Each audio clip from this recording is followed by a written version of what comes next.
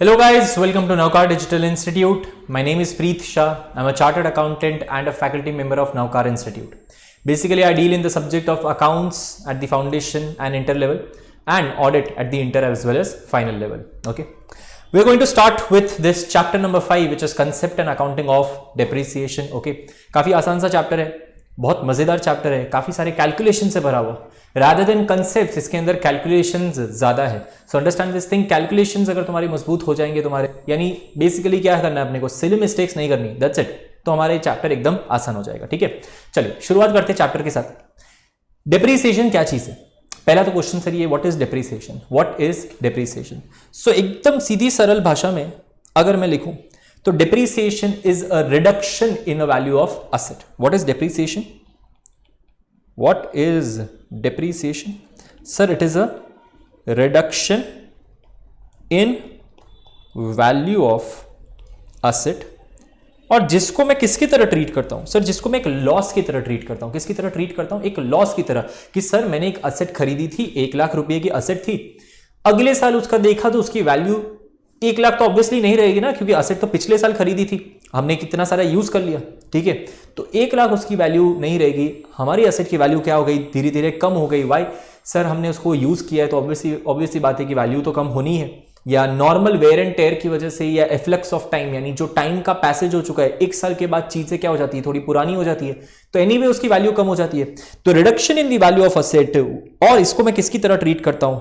Loss की तरह treat करता हूं। और उसको कहां डेबिट करता हूं सर? लॉस को कहां डेबिट करता हूं? पीएनएल में डेबिट करता हूं। क्लियर है ये चीज? ठीक है, so depreciation is basically a reduction in the value of asset. ठीक है, डिप्रिसिएशन आई अंडरस्टैंड तुम लोगों ने 12th स्टैंडर्ड में करा होगा। ठीक है, पर यहां पे हम और भी एडवांस्ड लेवल्स के सम देखेंगे। ठीक है, ये पहला जो लेक्चर रहेगा वो कंप्लीटली थियोरेटिकल रहेगा, जिसके अंदर हम डिप्रिसिएशन के कारण, डिप्रिशिएबल वैल्यू क्या होता है, कॉस्ट ऑफ द एसेट क्या होता है, क्या क्या कंपोनेंट्स होते हैं किसी डिप्रिसिएशन को कैलकुलेट करने में। But understand this thing, do not under estimate the theory in accounts chapter. ठीक है, अकाउंट्स के चैप्टर में थियरी को अंडर एस्टिमेट करना नहीं है। पहली बात, थियरी में से भी क्वेश्चंस आ सकते हैं, और दूसरी बात, यही थियरी जो है वो बेस बनता है हमारे आगे के क्वेश्चंस के लिए। ठीक है, कभी कभार स्टूडेंट्स थियरी को स्किप कर देते हैं, सीधा क्वेश्चंस में लग जाते हैं, और जिसकी वजह से कोई ऐसी चीज जो बहुत आसानी से तुम लोग कर सकते हो, वो चीज के लिए तुम घूमते रहते हो। सो ये चीज नहीं करना है, तो हमें थियरी भी अच्छे से पढ़नी है। ठीक है, ओके, पहले तो ऑब्जेक्टिव्स ऑफ प्रोवाइडिंग, ये चैप्टर ओवरव्यू होगा। Objectives of providing the depreciation, sir ये हमारे objectives of providing the depreciation है। किन कारणों की वजह से हम डिप्रिसिएशन प्रोवाइड करते हैं, क्या रीजन है? एक तो सर एक रीजन है to ascertain true results of operations. True results of operation मतलब मैं जो काम करता हूं, मैं जो धंधा करता हूं, उसका ट्रू रिजल्ट्स, यानी करेक्ट प्रॉफिट और लॉस को असर्टेन करना। करेक्ट प्रॉफिट और लॉस को, सर आपने 1 लाख की असेट खरीदी, क्या आपके लिए वो एक्सपेंडिचर हुआ? हाँ सर। आपने उसको असेट साइड पे दिखाया, और धीरे धीरे करके उसको 5 साल, 7 साल, 10 साल में उसको पीएनएल में डिस्ट्रीब्यूट किया। यस और नो? ठीक है, तो पीएनएल में जब तक आप उसको डिस्ट्रीब्यूट नहीं करोगे तब तक पीएनएल का सही प्रॉफिट हमें पता नहीं चलेगा। And that is why to ascertain the true results of operation, PNL का यानी प्रॉफिट या लॉस, करेक्ट प्रॉफिट और लॉस जानने के लिए डिप्रिसिएशन प्रोवाइड करना जरूरी है। दूसरा, to present true and fair view of financial position. Financial position मतलब क्या? बैलेंस शीट डेट पे, बैलेंस शीट की डेट के ऊपर मैं फाइनेंशियल पोजीशन बताता हूं किसी भी एंटरप्राइज का, कि सर ये फाइनेंशियल पोजीशन है, इतनी असेट है, इतनी लायबिलिटी है। अच्छा, असेट्स होती है तो असेट्स को मैंने यूज किया होगा, जिसकी वजह से उसकी वैल्यू कम हुई होगी। अगर मैंने डिप्रिसिएशन प्रोवाइड नहीं किया तो जो रिडक्शन इन वैल्यू है वो मैं उस असेट्स में से माइनस करूंगा नहीं, और जिसकी वजह से असेट्स गलत वैल्यू पे दिखेगी।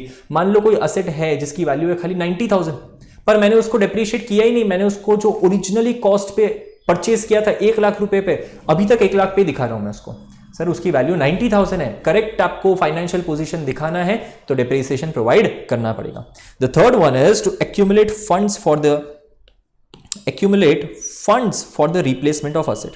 ये एक बहुत हिडन सा बेनिफिट है। आज देखो, मान लो तुमने 1 लाख रुपीस की परचेज करी एक असेट, और जो 5 साल यूज करोगे तुम, ठीक है, 5 साल यूज करोगे, ठीक है, क्या होगा सर? 1 लाख डिवाइडेड बाय 5 साल, एवरी ईयर में 20,000 रुपीज का डिप्रीसिएशन प्रोवाइड करूंगा।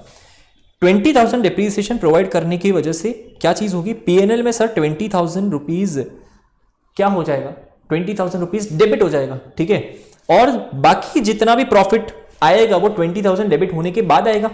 मान लो 20,000 प्रॉफिट डेबिट होने के बाद मेरा प्रॉफिट बचता है 1 लाख रुपीज, और ये 1 लाख मैं अपने शेयर होल्डर्स या फिर किसी ना किसी को मैं डिस्ट्रीब्यूट कर दूंगा।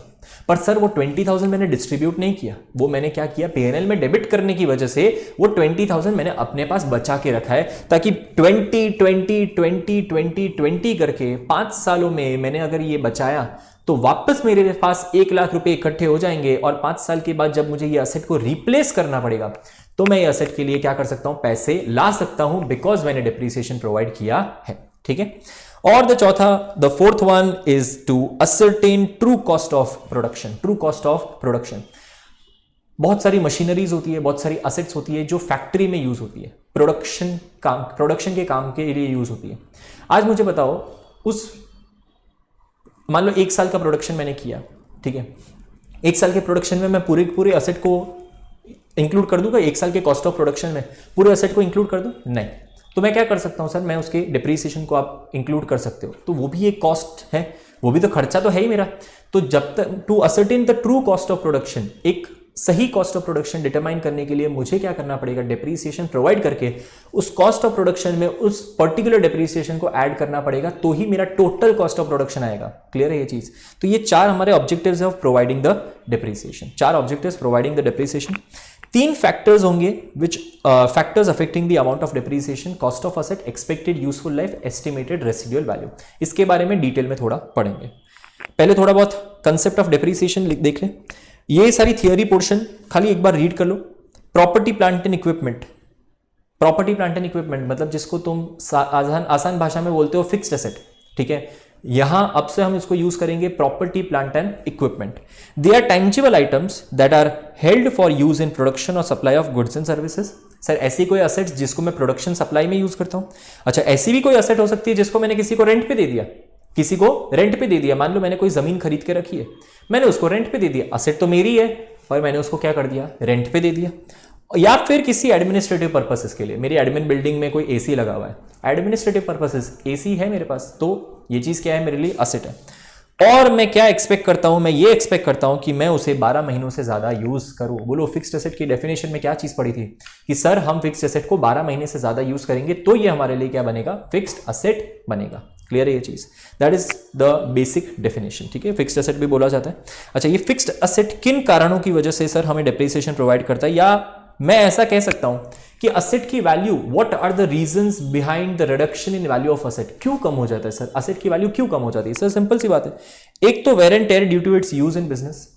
तुमने कोई व्हीकल खरीदी, पहले साल जितना अच्छे से चलती है, क्या उतनी ही अच्छे से सेकेंड ईयर चलेगी? नहीं सर, आप जितना ज्यादा उसको चलाते रहोगे, जितना ज्यादा चलाओगे, वैसे वैसे उसकी जो कैपेसिटी है, उसकी जो क्षमता है, उसकी जो वैल्यू है, वो क्या होती जाएगी, कम होती जाएगी, ठीक है। तो wear and tear due to its use in business, efflux of time even when it is not being used. मान लो यूज नहीं किया तुमने, कोई कंप्यूटर खरीदा, बिल्कुल ही यूज नहीं किया सर, एकदम पैक्ड, एकदम प्लास्टिक में रैप करके रखा हुआ है, बोलो फिर भी उसकी वैल्यू उतनी ही रहेगी जितनी तुमने खरीदी थी तब? नहीं। जैसे जैसे टाइम जाता है, एफ्लक्स ऑफ टाइम मतलब जैसे जैसे टाइम का पैसेज होता है, ठीक है, वो एफ्लक्स ऑफ टाइम के कारण भी हमारे डिप्रीसिएशन क्या हो जाता है, हमें चार्ज करना पड़ सकता है, ठीक है। Third one, obsolescence due to technological other changes. Again mobile phone, मान लो मोबाइल फोन बिल्कुल भी यूज नहीं किया या बिल्कुल वेयर एंड टेयर भी नहीं हुआ, कुछ भी नहीं हुआ, हमने जिस वक्त पहला हमने मोबाइल फोन खरीदा और हमने पैकेज खोला, वैसे ही क्या हो जाती है, उसकी वैल्यू जो होता है कम हो जाती है, ठीक है। और एनीवे, बहुत सी बार तुमने देखा होगा कि मोबाइल फोन तुमने अभी खरीदा, 3 महीने बाद वापस वो सेल पे दिख रहा है, पर तुमने खरीदा शायद 15,000 पे, अब वो बिक रहा है 12,000 पे। वाई? बिकॉज नए नए मॉडल सर आते रहते हैं, तो ये जो पुराना मॉडल हो गया उसकी वैल्यू जो होती है वो कम हो जाती है। तो ऑब्सोलेंस मतलब क्या होता है, पुराना होना। ऑब्सोलेंस मतलब पुराना होना। ऑब्सोलेंस ड्यू टू टेक्नोलॉजिकल और अदर चेंजेस, टेक्नोलॉजिकल चेंजेस के कारण पुराना हो जाना इज नोन एज ऑब्सोलेंस, ठीक है। डिक्रीज इन मार्केट वैल्यू, किसी कारण की वजह से अब उसका इतना यूसेज नहीं है, ठीक है। जैसे कैमरास थे, कोडेक के कैमरास थे, अब उसकी मार्केट वैल्यू एकदम गिर गई है। क्यों सर? अब सबके पास फोन्स होते हैं, तो कोई ज़्यादा इतना कैमरा यूज़ करता नहीं है, ठीक है। और depletion mainly in case of mines और नेचुरल रिसोर्सेज, माइंस और नेचुरल रिसोर्सेज जहाँ पे सब मिनरल्स और सब निकालने के लिए पूरी डिगिंग चलती है और सब चलती है, उनको डेप्रीशिएट नहीं बोलते, वैल्यू तो उनकी भी कम होती है पर उसको डेप्रीशिएट नहीं बोलते, उसे डिप्लीशन कहते हैं, खाली शब्द चेंज हुआ है, उसे क्या कहते हैं, डिप्लीशन कहते हैं, ठीक है। और इनटेंजिबल एसेट के लिए बोलो क्या कहते हैं, अमोर्टाइजेशन। क्या चीज कहते हैं, इनटेंजिबल एसेट के लिए अमोर्टाइजेशन, राइट। ऑल राइट, तीन इंपॉर्टेंट फैक्टर्स है डिप्रीशिएशन कंप्यूट करने के लिए, estimated useful life, cost of the asset and residual value. Cost of the asset, estimated useful life और रेसिडुअल वैल्यू। आज तुम्हें अगर कोई डेप्रीसिएशन कैलकुलेट करना है, डेप्रीसिएशन कैलकुलेट करना है, मान लो एसएलएम मेथड से हम, यानी स्ट्रेट लाइन मेथड से हम डेप्रीसिएशन कैलकुलेट करें, तो बोलो उसका तरीका क्या है सर। उसका तरीका है सर, हम फॉर्मूला क्या है उसका सर, कॉस्ट यानी cost of the asset minus residual value divided bye useful life, yes और नो, है ना। तो डेप्रीसिएशन फाइंड करने के लिए फॉर्मूला क्या था, cost minus residual value divided bye useful life, ठीक है। तो cost is one factor, residual value is second factor, useful life is third factor. इसी तरह से whether you are following the written down value method, whether you are following the written down value method, ठीक है, उसके लिए भी हमें क्या करना पड़ता है, यही तीन फैक्टर्स की जरूरत पड़ती है, which is cost, useful life और residual value. Whether you are following the unit of production method, ठीक है, प्रोडक्शन यूनिट मेथड हम पढ़ेंगे, नया है पर हम पढ़ेंगे, don't worry. Sum of digit method, सब चीज के बारे में पढ़ेंगे। हर एक के अंदर ये तीन डिटर्मिनेंट यूज होते हैं, बहुत important determinants, which is cost, estimated useful life और रेसिडुअल वैल्यू। सबसे पहले एक एक करके समझते हैं कि सर कॉस्ट क्या क्या चीज होती है, ठीक है। बाकी जितना भी है वो सब नॉर्मल थियरी पोर्शन है, ठीक है, नॉर्मल थियरी पोर्शन है, not with regards to our sums और एनीथिंग, ठीक है। और डेफिनेटली ये जो कंपोनेंट मेथड ऑफ अकाउंटिंग, ये सारी थियरी हम करेंगे बट टाइम आने पे, ठीक है। सबसे पहले जाते हैं सर कॉस्ट के ऊपर। यहाँ पे तीन चीज है ना, कॉस्ट, एस्टिमेटेड यूजफुल लाइफ और एस्टिमेटेड स्क्रैप वैल्यू, या इसको कहते हैं residual value, scrap value, residual value, कुछ भी हो, ठीक है। तो सबसे पहले चलो कॉस्ट पे चलते हैं। कॉस्ट क्या है सर, कॉस्ट क्या है सर, सिंपल सी बात है, कॉस्ट किसी असेट का, यानी जितना पैसा आपने उस असेट को खरीदने में लगाया उतना कॉस्ट ऑफ द असेट, ठीक है। तो कॉस्ट ऑफ द असेट के अंदर सर क्या क्या चीजें आती है, देखो यहाँ पे हमारा दिया हुआ है cost of the property plant and equipment which comprises of which things, और ये सीधा इन लोगों ने कहां से निकाला, accounting standard 10 property plant and equipment. Accounting standard 10 है हमारे लिए, आईसीएआई ने जो इशू किया है accounting standard 10 property plant and equipment में, उसी में से है कि cost of property plant and equipment it comprises of first it's purchase price, जितने में आपने उस सप्लायर से खरीदा है, असेट खरीदा है, that is known as the purchase price, including non refundable import duties. कोई कस्टम ड्यूटी है जिसका रिफंड नहीं मिलता मुझे, जिसका रिफंड नहीं मिले या जिसका क्रेडिट ना मिले, कोई टैक्सेस ऐड करनी है। इन शॉर्ट खाली इतना समझो अभी के लिए कि परचेज प्राइस पे कोई टैक्सेस ऐड कर रहे हैं, तो टैक्सेस ऐड करके, पर उस परचेज में से कोई ट्रेड डिस्काउंट या रिबेट्स, रिबेट्स मतलब एक तरह का डिस्काउंट ही होता है, ठीक है। तो ट्रेड डिस्काउंट या रिबेट मिलता है तो उस ट्रेड डिस्काउंट और रिबेट को भी क्या करना पड़ेगा, डिडक्ट करना पड़ेगा। तो ये पहला आ गया कॉस्ट ऑफ द परचेज, यानी इसे कहता हूं मैं, इसे मैं बोलता हूं परचेज कॉस्ट, ठीक है, कॉस्ट ऑफ परचेज या परचेज कॉस्ट। फिर बी पॉइंट है any cost directly attributable to bring the asset to the location and condition necessary for it to be capable of operating in a manner intended by the enterprise. Sir क्या मतलब हो गया इसका, क्या मतलब हो गया इसका? मतलब है कि ऐसा कोई भी कॉस्ट, आज फिक्स्ड एसेट है, मैंने खरीद दिया, मैंने सप्लायर को फोन किया, सप्लायर मुझे 10 लाख की मशीनरी चाहिए, सप्लायर ने बोला ओके, बोलो खत्म, कॉस्ट खत्म, मेरे को और कोई खर्चा नहीं करना पड़ेगा असेट खरीदने के लिए, कोई खर्चा नहीं करना पड़ेगा, कोई खर्चा नहीं करना पड़ेगा। सर उस असेट तो सप्लायर के पास है, असेट किसके पास है? सप्लायर के पास है। अब वो असेट को सप्लायर के गोडाउन से मेरे गोडाउन तक लाने के लिए ट्रांसपोर्टेशन का खर्चा तो करना पड़ेगा ना, यस और नो? अच्छा, वो असेट को इंस्टॉल करने के लिए खर्चा करना पड़ेगा, यस और नो? सर ऐसे कितने ही सारे खर्चे हो सकते हैं, जैसे मेन हमारे लिए मेन 2 खर्चे हैं, ट्रांसपोर्टेशन और installation. Exam point of view अगर फाउंडेशन की बात करूं तो हमारे लिए सबसे मेन दो खर्चे हैं ट्रांसपोर्टेशन और इंस्टॉलेशन।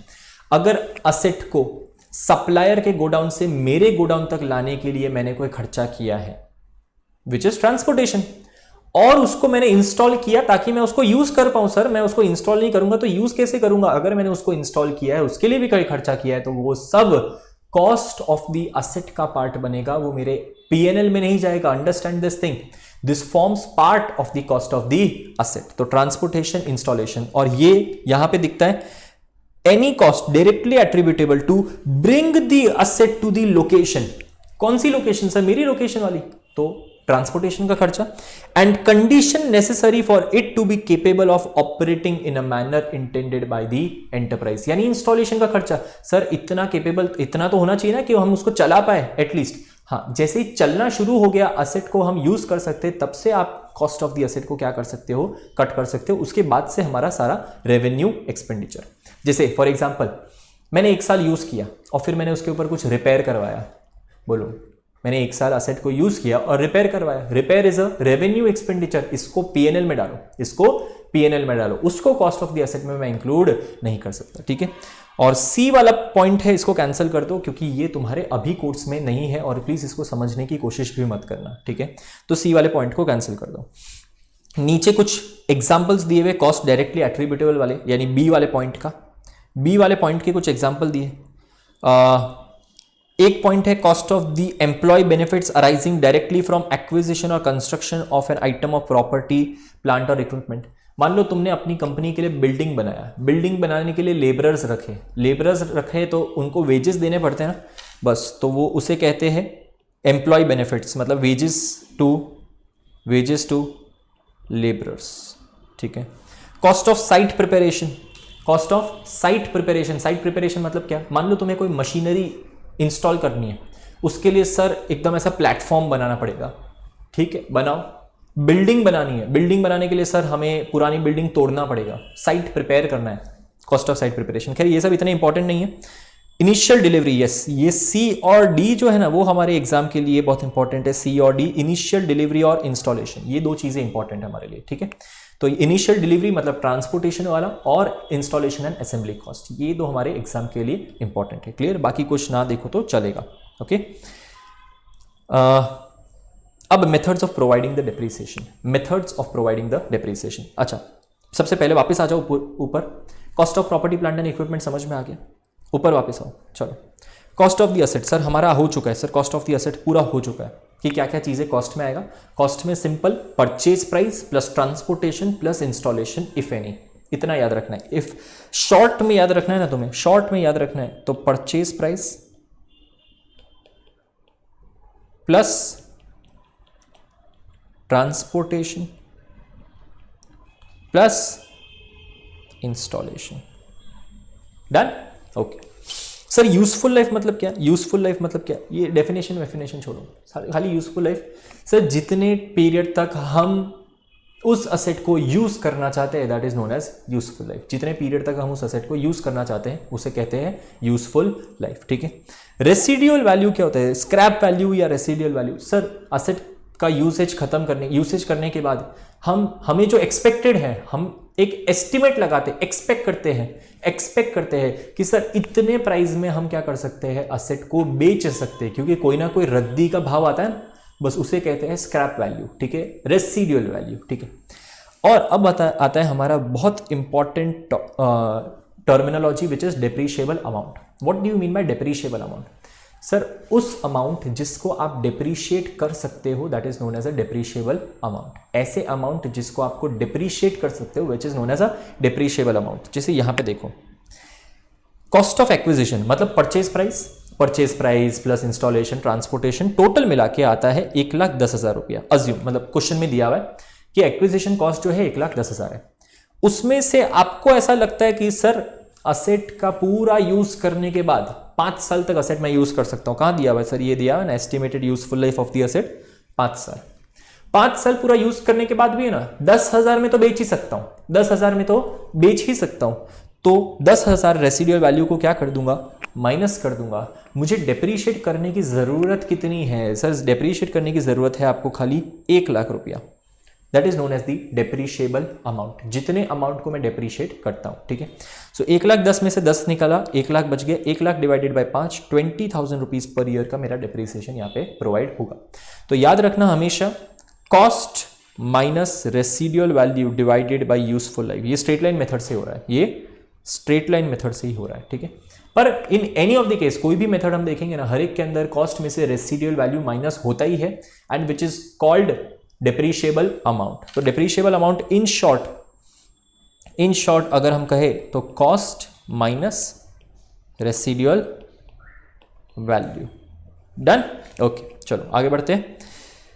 मेथड्स ऑफ डेप्रीसिएशन में हमारे AS 10 के अंदर दिए हुए हैं 3 method, straight line method, diminishing balance method और unit of production method. Straight line method, diminishing balance method यानी रिटन डाउन वैल्यू मेथड, जिस भी नाम से तुम जानते होंगे। SLM मेथड तो SLM मेथड ही रहता है। डिमिनिशिंग बैलेंस मेथड या तुम उसको शायद जानते होंगे WDV मेथड, ठीक है, रिटन डाउन वैल्यू मेथड, वही चीज़ है डिमिनिशिंग बैलेंस मेथड, और इवन रिड्यूसिंग बैलेंस मेथड, ऐसे बहुत सारे नाम है इसके, और एक यूनिट ऑफ प्रोडक्शन मेथड, ठीक है। सारी चीज़ें हम बिल्कुल सीखेंगे। यहाँ पे उन चीज़ों के बारे में इतना थियोरी देखने की ज़रूरत नहीं है। एक चीज़ तो मैं ऑलरेडी बता चुका हूँ, स्ट्रेट लाइन डेप्रीसिएशन का फॉर्मूला क्या है sir? Cost minus scrap value divided bye useful life, cost minus scrap value divided bye useful life, इसका फॉर्मूला है। रिड्यूसिंग बैलेंस मेथड का फॉर्मूला क्या है सर? उसमें रिड्यूसिंग बैलेंस मेथड में हमेशा एक परसेंटेज गिना जाता है, और ये फॉर्मूला ठीक है, मतलब हर एक क्वेश्चन में दिया ही होगा, सो तुम्हें ये सब कैलकुलेट करने की ज़रूरत नहीं पड़ेगी, पर एक परसेंटेज दिया होता है। रिड्यूसिंग बैलेंस मेथड में परसेंटेज दिया होता है।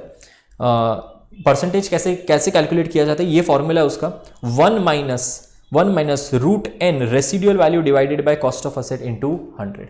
और ये जो रूट एन होता है ना, ये एन जो है इट इज यूजफुल लाइफ, तो 1 माइनस यूजफुल लाइफ, ठीक है, residual value divided by cost into 100। बोलो आगे तीनों डिटर्मिनेंट, यहाँ पे कौन से डिटर्मिनेंट सर? कौन से डिटर्मिनेंट? कॉस्ट, रेसिडुअल वैल्यू और यूजफुल लाइफ, तीनों चीजें आ गई। क्लियर? तो इवन डेप्रीसिएशन के अंदर वही चीज आती है, ठीक है। और प्रोडक्शन यूनिट मेथड डेफिनेटली हम नेक्स्ट मतलब बाद में करेंगे, पहले हम फोकस करेंगे SLM और WDV के ऊपर। तो हमने पूरी थियरी देख ली, ठीक है, डेप्रीसिएशन का। अब हम इलस्ट्रेशंस के साथ शुरुआत करेंगे, हर एक मेथड को समझेंगे। मेथड ऑफ अकाउंटिंग भी डिफरेंट होती है, ठीक है, you have to understand this thing. देखो जैसे हमने मेथड ऑफ डेप्रीसिएशन देखा, बोलो मेथड्स ऑफ डेप्रीसिएशन क्या था सर? मेथड्स ऑफ डेप्रीसिएशन में हम 4 मेथड देखने वाले हैं, ठीक है। बुक में ये AS 10 में तो 3 ही दिए, पर हम 4 मेथड देखने वाले हैं। 4 मेथड कौन से? एक SLM, ठीक है, एक डिमिनिशिंग वैल्यू मेथड या जैसा तुम लोग अपनी भाषा में कहते हैं WDV मेथड, एक यूनिट ऑफ प्रोडक्शन मेथड या प्रोडक्शन यूनिट मेथड, या बहुत सारे मशीन आर मेथड, प्रोडक्शन, बहुत सारे नाम है इसके, यूनिट ऑफ प्रोडक्शन, और एक सम ऑफ डिजिट मेथड, बहुत छोटा सा बहुत आसान सा एक मेथड है, सम ऑफ डिजिट मेथड। चारों मेथड्स ऑफ डेप्रीसिएशन के हिसाब से हम बहुत सारे सम्स करेंगे, जिससे एकदम क्लियर हो जाएगा। अच्छा, मेथड्स ऑफ डेप्रीसिएशन तो ठीक है सर, मेथड्स ऑफ अकाउंटिंग भी आती है। मेथड्स ऑफ अकाउंटिंग, 2 तरीके से तुम डेप्रीसिएशन की अकाउंटिंग कर सकते हो। 2 तरीके से तुम डेप्रीसिएशन की अकाउंटिंग कर सकते हो, या तो सीधा तुम डेप्रीसिएशन को P&L में डाल दो, सीधा डेप्रीसिएशन को P&L में डाल दो, यानी डेप्रीसिएशन को हमने P&L में डाल दिया, तो ये एक नॉर्मल जो मेथड होता है हमारा डेप्रीसिएशन, जो तुमने पढ़ा हुआ ही है वही मेथड, नॉर्मल एक मेथड होता है डेप्रीसिएशन प्रोवाइड करने के लिए, ठीक है। डेप्रीसिएशन प्रोवाइड करने के लिए एक नॉर्मल मेथड होता है, और एक होता है creation of provision for depreciation, creation of provision for depreciation, वो भी सीखेंगे। तो डेप्रीसिएशन, प्रोविजन ऑफ डेप्रीसिएशन, 2 अलग अलग मेथड ऑफ अकाउंटिंग होती है, ठीक है। वो मेथड ऑफ अकाउंटिंग भी हम सीखने वाले हैं। क्लियर? तो यहाँ पे तुम्हारी थियरी जो है वो कंप्लीट हुई। Hello guys, welcome back. चलिए देखते हैं भाई, सबसे पहले क्लास वर्क का सबसे पहला पार्ट, दैट इज SLM के अंदर क्वेश्चन नंबर 1, बहुत ही आसान सा, बहुत बेसिक सा question, okay, just to create a start. Cost of the asset purchased is 5 lakh rupees, 5 lakh की कॉस्ट है, मतलब परचेज प्राइस 5 लाख है। Date of the purchase is 1 April 2014। Understand this thing, depreciation में अगर सिली मिस्टेक नहीं करनी ना तो डेट के ऊपर बहुत ज़्यादा ध्यान देना, ठीक है। डिप्रीसिएशन में सिली मिस्टेक नहीं करनी हो तो डेट के ऊपर खास ध्यान देना, ठीक है। तो 1 अप्रैल 2014 को परचेज किया था, ठीक है।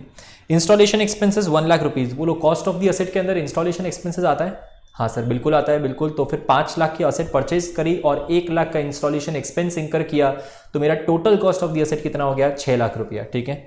रेट ऑफ डेप्रीसिएशन 10% दे दिया है सीधा एज पर SLM, ठीक है। कैलकुलेट करने की यूजुअली जरूरत नहीं ही पड़ने वाली है किसी भी क्वेश्चन के अंदर, बट रेट ऑफ डेप्रीसिएशन यहाँ पे दे दिया हुआ है 10% जितना है रेट। और 1 अप्रैल को खरीदा है, यानी मैंने ईयर के एकदम स्टार्टिंग डेट पे ही खरीदा हुआ है। 1 अप्रैल पूरे साल का डेप्रीसिएशन लगेगा।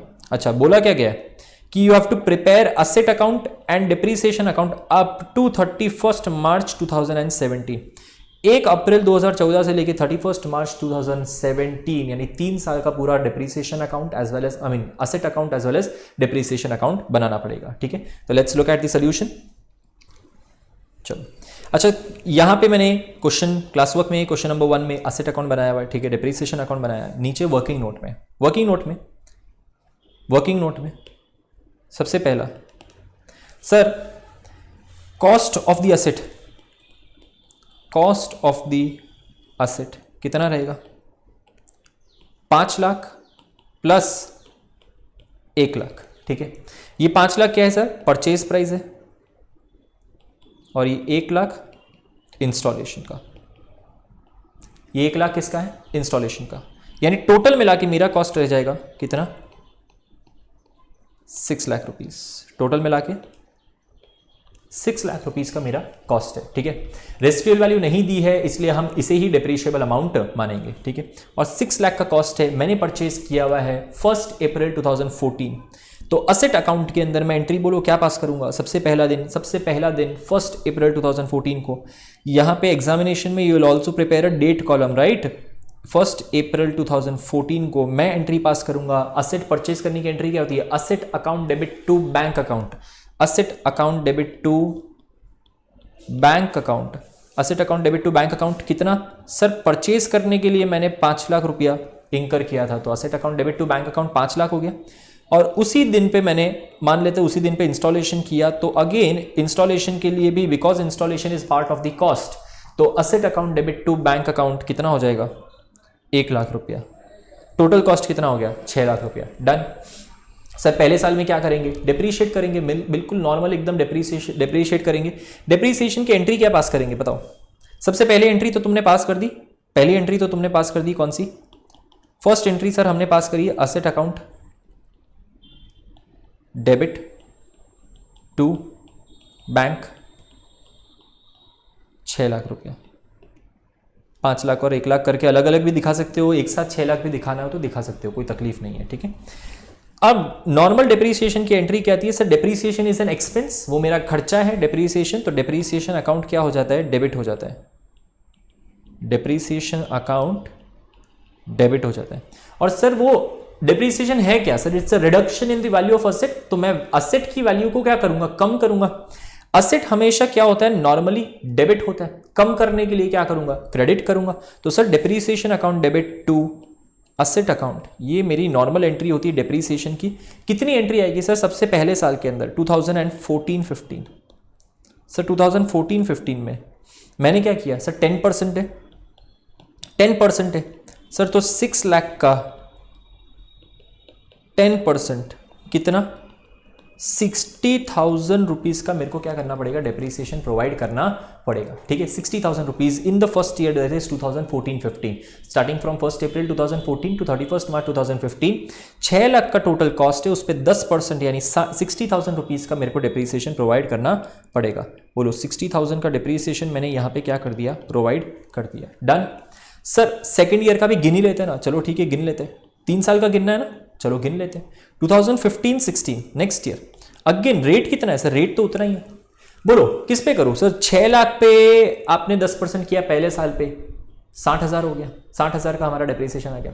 अब एसएलएम मेथड में समझो स्ट्रेट लाइन मेथड है, स्ट्रेट लाइन मेथड मतलब equal amount of depreciation charge होगा हमारा every year, every single year हमारा कितना डेप्रिसिएशन चार्ज होगा, इक्वल अमाउंट, और वो भी किस पे, जो ओरिजिनल कॉस्ट है उसी के ऊपर परसेंटेज कैलकुलेट किया जाएगा। वेरी इंपॉर्टेंट पॉइंट यहां पे समझना, स्ट्रेट लाइन मेथड में हमेशा ओरिजिनल कॉस्ट के ऊपर परसेंटेज गिना जाता है, बाकी कुछ देखना नहीं है। मेरा ओरिजिनल कॉस्ट कितना है, 6 लाख रुपया ना, बस, तो 6 लाख रुपये के ऊपर अगेन 10% कितना हो जाएगा, 60,000 रुपीज, डन।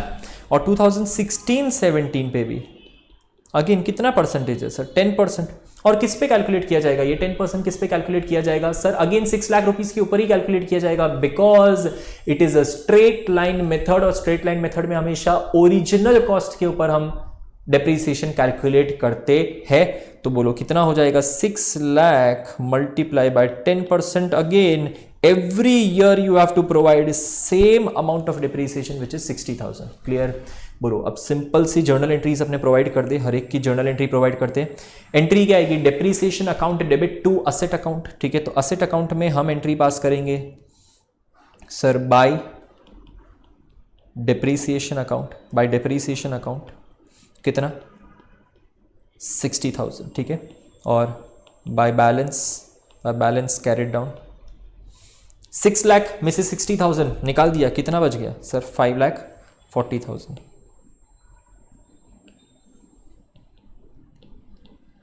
5,40,000, डन। क्लोज कर दे इसको, क्लोज करके टोटल लिखना है तुम्हें, ठीक है, यहां पे चलेगा, बट तुम्हें एग्जामिनेशन में हमेशा टोटल लिखना ही लिखना है, done. Okay, next sir, next year वापस आ गया हमारा।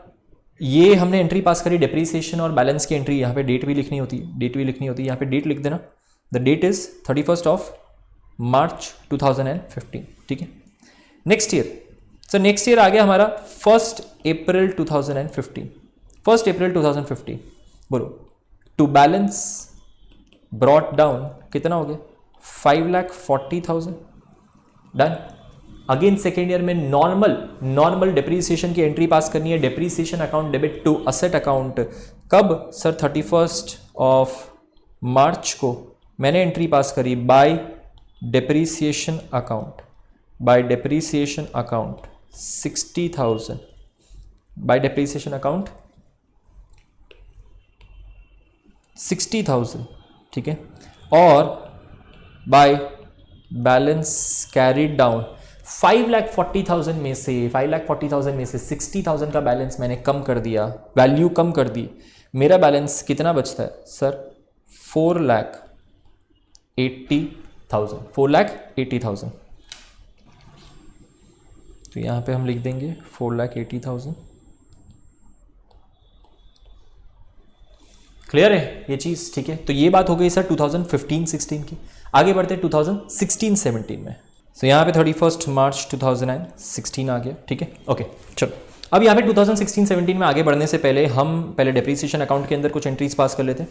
डेप्रीसिएशन अकाउंट बहुत सिंपल सा है, एंट्री क्या आएगी, depreciation account debit to asset account. हमने फर्स्ट एंट्री पास करी थी 31 मार्च 2015 में, 31 मार्च 2015 में हमने फर्स्ट एंट्री पास करी थी, तो वही एंट्री हम यहाँ पे वापस पोस्ट करेंगे 31 March 2015, depreciation account debit to asset account, depreciation account debit to asset account कितना, 60,000 रुपये। Depreciation account debit to asset account 60,000। बोलो ये डेप्रीसिएशन का अकाउंट क्लोज होके कहां चला जाएगा सर, पीएनएल अकाउंट में डेबिट हो जाएगा, क्योंकि ये एक एक्सपेंडिचर है, तो पीएनएल अकाउंट में क्या हो जाएगा, डेबिट हो जाएगा। हम एंट्री क्या पास करने वाले हैं सर, इसके बाद हम एंट्री पास करेंगे एक बहुत इंपॉर्टेंट एंट्री यहाँ पे, जहाँ पे हम पीएनएल में ये एडजस्टिंग एंट्री जिसको बोलते हैं हम, ठीक है। एंट्री हम पास करेंगे PNL account debit to depreciation 60,000 rupees, 60,000 rupees, ठीक है। तो यहाँ पे 60,000 रुपीज हम यहाँ पे पीएनएल अकाउंट में, वही date 31 March 15 by PNL account 60,000 rupees, done. Okay sir, यहाँ पे हमारे ये क्लोज हो जाता है, इसको क्लोज करो, और नेक्स्ट ईयर में भी sir, next year again next year बोलो क्या किया था हमने sir? 1 April 2015 opening balance, depreciation provide किया था 31 मार्च 2016 को 60,000 रुपीज का डेप्रीसिएशन प्रोवाइड किया था। वापस यहाँ पे एंट्री आएगी 31 मार्च 2016 में, depreciation account debit to asset account कितना? 60,000। और यही जो 60,000 का हमारे असेट्स में से रिड्यूस करके डेप्रीसिएशन में मैंने डेबिट किया, और इसको मैं कहाँ ट्रांसफर करूंगा? अगेन पीएनएल अकाउंट के अंदर, वही सेम डेट 31 मार्च 16 एंट्री आएगी by PNL account 60,000। Clear? By PNL account 60,000 हम क्लोज कर देंगे सर इस अकाउंट को भी।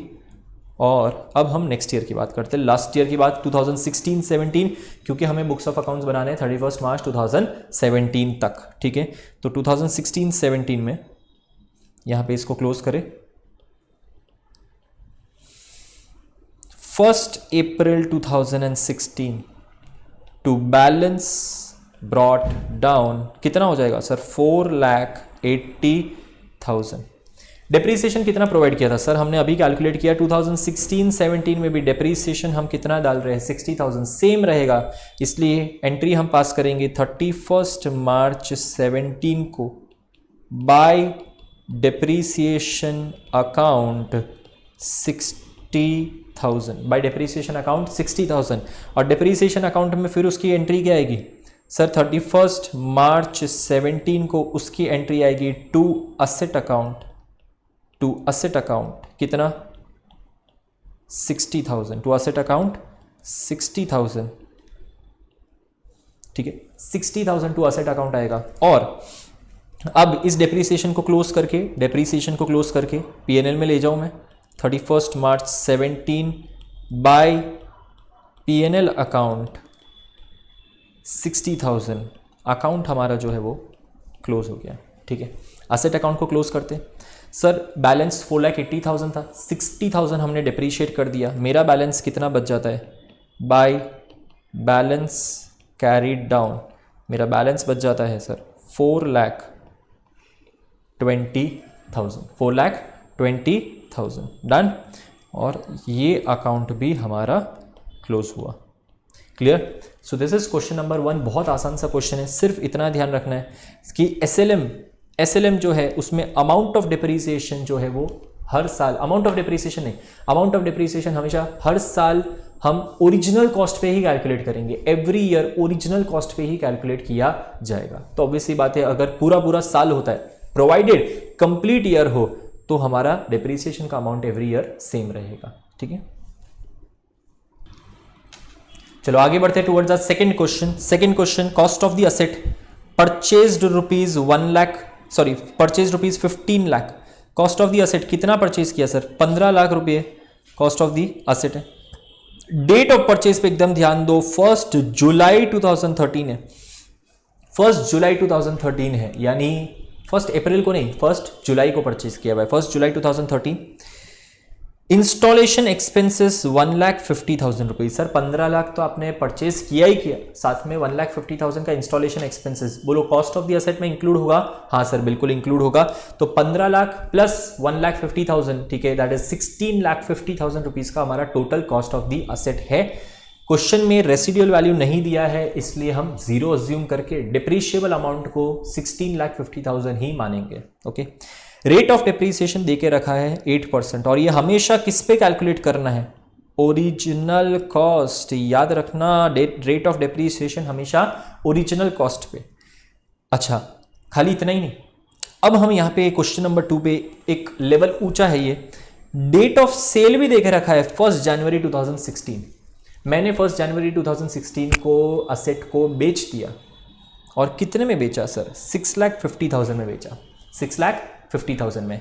And they are asking only to prepare the asset account, कि खाली असेट अकाउंट बना दो। ठीक है, क्या क्या चीज़ है सर? 15 लाख प्लस 1.5 लाख, यानी 16,50,000 में खरीदा, 1 जुलाई 2013 को खरीदा। ठीक है, रेट ऑफ डिप्रीसिएशन 8% है। ठीक है, 8% रेट ऑफ डिप्रीसिएशन है। Date of sale 1 January 2016, sale value 6,50,000। Sir prepare asset account बना दिया, पर ये तो बोला ही नहीं कब तक असेट अकाउंट बनाए। ऐसे किसी भी क्वेश्चन में जहां पे ये ना दिया हो कि असेट अकाउंट कहां तक बनाना है, ठीक है, ऐसे क्वेश्चन में starting cost of the asset जहां से परचेज किया और वहां से लेके एंड जहां तक दिया हुआ है, जो क्वेश्चन में जितने साल दिए हुए, जैसे यहाँ पे डेट ऑफ सेल दिया है 1 जनवरी 2016, तो you will prepare accounts till 2015-16 पूरा तक बनाओगे, ठीक है, यानी 2013-14 2015-16 तक पूरा हमें बुक्स ऑफ अकाउंट्स अपने बनाने हैं, ठीक है। चलो आंसर देखें। ऑलराइट, चलो क्लास वर्क क्वेश्चन नंबर 2 में हमने एसेट अकाउंट बनाया। वर्किंग नोट में सबसे पहले what is the cost of the asset? The cost of asset is 15 lakh plus 1,50,000 equals to rupees 16,50,000। Correct है, ये कॉस्ट ऑफ द एसेट हो गया कितना? 16,50,000 रुपया, ठीक है। अब इसके ऊपर डिप्रीसिएशन कितना प्रोवाइड करना है सर? डिप्रीसिएशन कितना प्रोवाइड करना है, तो ये देखते हैं। सबसे पहले गिनती करेंगे। सबसे पहले फर्स्ट ईयर दैट इज 2013-14 हमने परचेज किया 2013-14। यहाँ कैलकुलेशन करेंगे सबसे फर्स्ट ईयर 2013-14, फिर एंट्री करेंगे, फिर आगे आएंगे सेकेंड ईयर के अंदर। 2013-14 में 1 जुलाई 2013 में मैंने परचेज किया इसको, तो डिप्रीसिएशन ऑब्वियसली बात है कि कहाँ से शुरू होगा? 1 जुलाई 2013, और वहां से लेके कब तक सर? साल खत्म होने तक, दैट इज 31 मार्च 2014। बोलो कितने महीने हो गए? 1 जुलाई 2013 से लेके 31 मार्च 2014 तक कितने महीने हुए? 9 मंथ्स हो गए, ठीक है। तो 9 मंथ्स हो गए, तो ऑब्वियसली बात है कि सर अगर हमने असेट परचेज किया है 1 जुलाई 2013 और 31 मार्च तक डिप्रीशिएट करना है, तो हमें उसके ऊपर कितना लगाना चाहिए? सिर्फ 9 मंथ्स का डिप्रीसिएशन लगाना चाहिए। So in the year of 2013-14 my depreciation amount will be 16,50,000 multiply by 8%, because my rate of depreciation is 8%, multiply by 9/12। बताइए कितना हुआ? 99,000 रुपीज़। तो हमने पहले कैलकुलेशन कर दिया कि सर हमने 2013-14 में एक असेट परचेज किया विच इज 16,50,000। वो 16,50,000 का असेट हमने 1 जुलाई 2013 को परचेज किया, जिसकी वजह से उसके ऊपर खाली 9 मंथ्स का डिप्रीसिएशन लगेगा।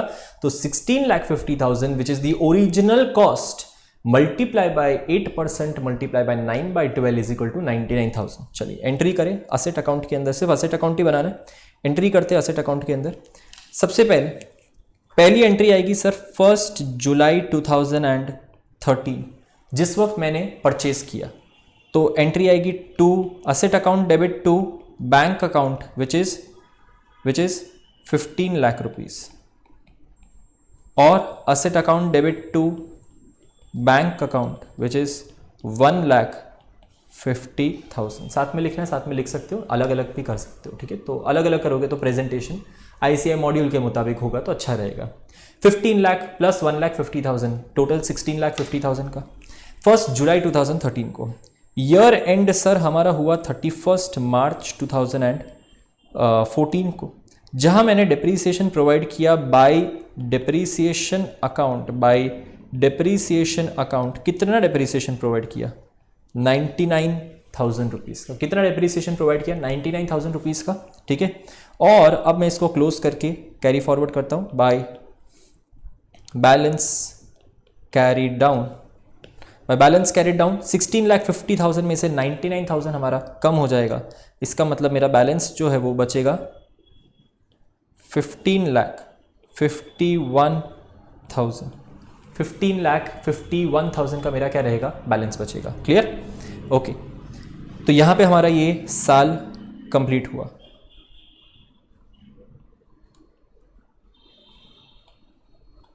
Okay, next year.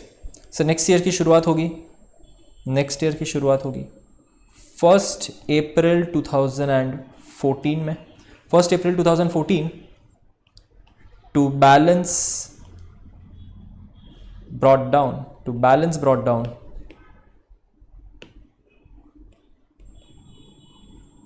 15,51,000। To balance brought down 15,51,000। चलो अब इसकी कैलकुलेशन करें सर 2014-15 के साल की। 2014-15, in the year of 2014-15 क्या पीरियड है सर? 1 अप्रैल 2014 से लेके 31 मार्च 2015 तक। क्यों सर? क्योंकि अब तो पूरा साल है ना, पिछले साल तो हमने पहला परचेज किया था 1 जुलाई को, इसलिए वहां से डेप्रीसिएशन शुरू हुआ।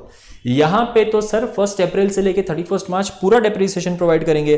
कितने महीनों के लिए? 12 महीनों के लिए, इसलिए स्ट्रेट अवे हम डेप्रीसिएशन यहां पे चार्ज कर सकते हैं। कितने ऊपर सर? कौन से अमाउंट पे? कौन से अमाउंट पे? 16,50,000 which is the original cost. 16,50,000 पे 8% इंटू 12/12, क्योंकि पूरे साल के लिए, ठीक है, तो 12/12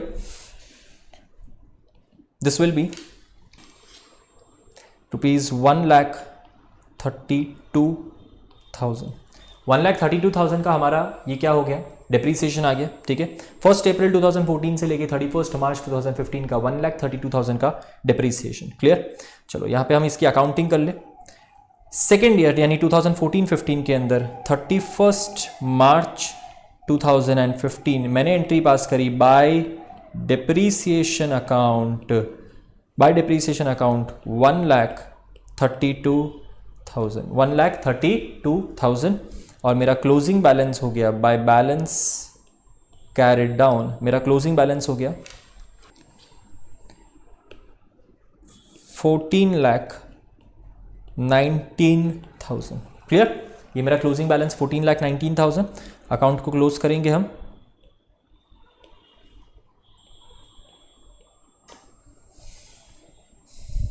लास्ट ईयर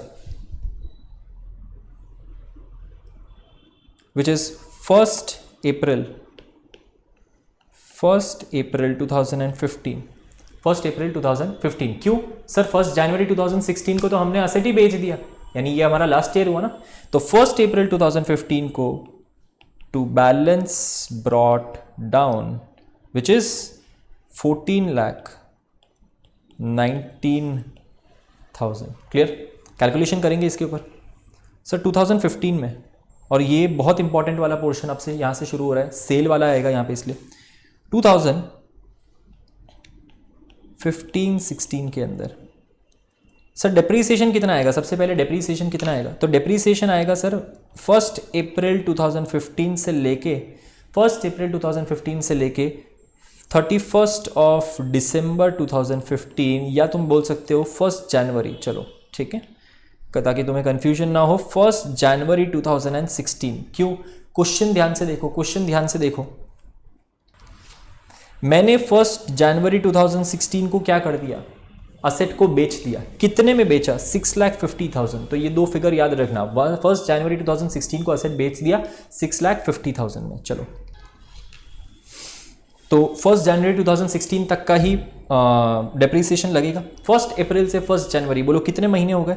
9 मंथ्स अगेन। तो इसके ऊपर भी कितना डेप्रीसिएशन लगेगा? 9 मंथ्स का ही डेप्रीसिएशन लगेगा, बिकॉज 1 अप्रैल से 1 जनवरी तक का ही डेप्रीसिएशन हमें लगाना है। उसके बाद तो हमने असेट को बेच दिया, ठीक है।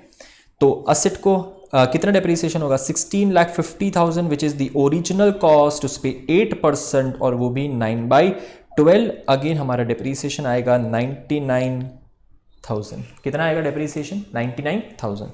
एंट्री एक बार पास कर ले डेप्रीसिएशन की। 1 जनवरी 2016 में ही एंट्री, क्योंकि मैंने उसको बेच दिया तो उसी दिन एंट्री मैं पास कर दूंगा बाय डेप्रीसिएशन अकाउंट, 99,000। अब सर असेट को मैंने बेचा 6,50,000 में, तो जाहिर सी बात है सर असेट बेचने पे मुझे कोई ना कोई प्रॉफिट या लॉस तो हुआ होगा, क्योंकि असेट कितने का है सर? 14,19,000, उसमें से 99,000 का डेप्रीसिएशन। 6,50,000 में मैंने उसको बेच दिया, यानी कहीं ना कहीं तो मुझे लॉस हुआ होगा। अब कैलकुलेट करते हैं loss on the sale of asset. तो समझो loss on the sale of asset कैसे कैलकुलेट करते हैं? प्रॉफिट या loss on sale of asset, कोई भी प्रॉफिट और loss on sale of asset, इसका फॉर्मूला है, प्रॉफिट और loss on sale of asset का फॉर्मूला है sale value minus book value. Sale value minus book value. और बुक वैल्यू का मतलब क्या है, समझ लो यहां पे बुक वैल्यू का मतलब क्या है। बुक वैल्यू का मतलब है opening balance minus depreciation till date. Understand this thing. Book value मतलब जो ओपनिंग बैलेंस है उसमें से आज दिन तक, जिस दिन तक सेल किया, depreciation till date of sale, उस दिन तक मेरा कितना डेप्रीसिएशन है। ठीक है, तो बोलो यहां पे हम कैसे कैलकुलेट करेंगे, that is known as either profit और लॉस। ठीक है, प्रॉफिट पॉजिटिव हुआ तो प्रॉफिट, नेगेटिव हुआ तो लॉस। ठीक है, ओके। तो यहां पे हम कैलकुलेट करते कितना है सर, सेल वैल्यू इज 6,50,000। ठीक है, और इसमें से book value is sir 14,19,000 is the opening balance. Yes और नो, ये देखो यहां पे 14,19,000 ओपनिंग बैलेंस है। इसमें से टिल डेट डेप्रीसिएशन मैंने कितना प्रोवाइड कर दिया, 99,000। तो 14,19,000 माइनस 99,000,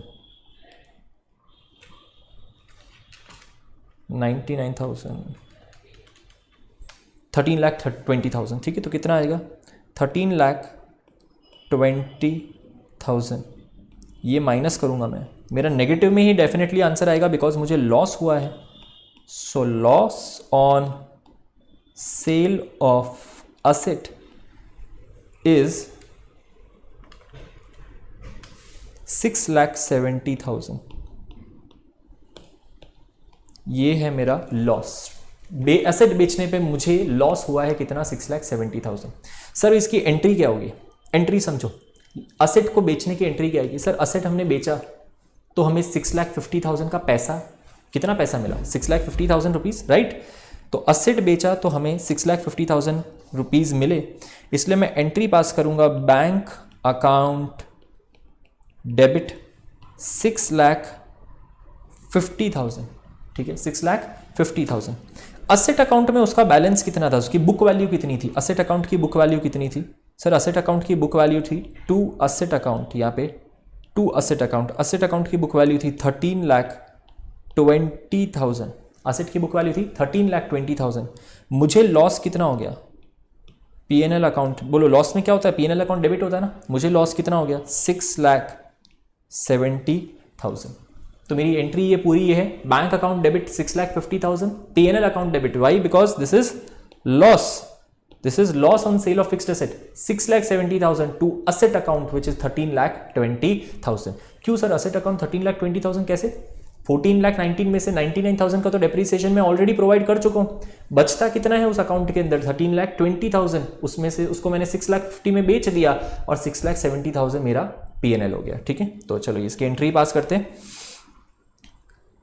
एंट्री हमने क्या देखी, bank account debit, PNL account debit to asset account, तो यहां पे एंट्री पास करेंगे,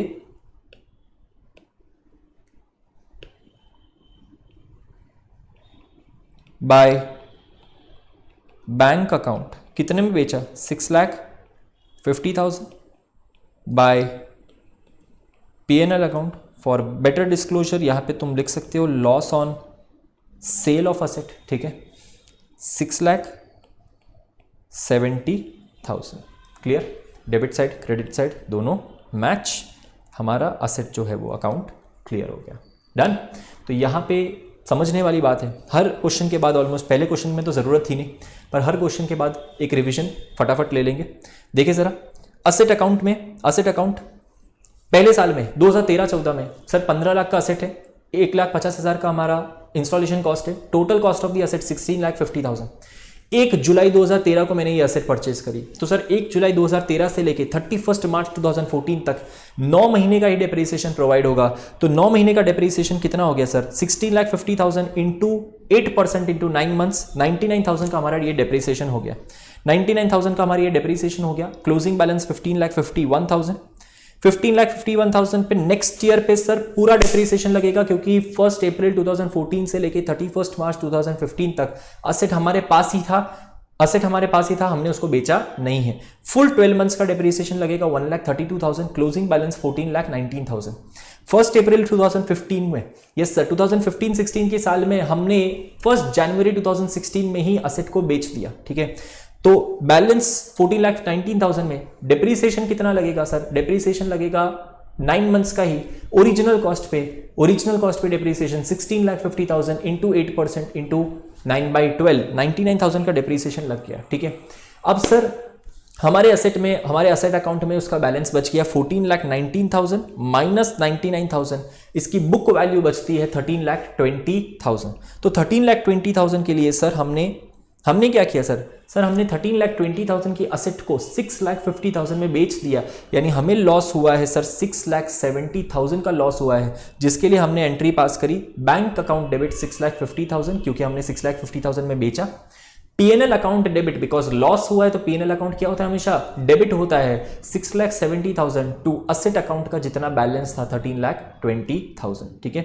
बहुत सिंपल सा है, बैंक अकाउंट का वैल्यू हमेशा दिया होगा, असेट अकाउंट जो क्रेडिट होता है दैट इज बुक वैल्यू, ये बुक वैल्यू। और बुक वैल्यू कैलकुलेट करने का फॉर्मूला क्या है? बोलो, opening balance minus depreciation till date, जिस दिन तक सेल किया है उस दिन तक का डेप्रीसिएशन। हमारा बुक वैल्यू आ जाएगा 13,20,000, 6,50,000 में बेच दिया, जो भी बैलेंसिंग फिगर बचेगा that is 6,70,000, that is the PNL. या तो डेबिट साइड हुआ तो लॉस, क्रेडिट हुआ तो प्रॉफिट। क्लियर? तो यहां पे हमारा ये सेकंड क्वेश्चन कंप्लीट हुआ।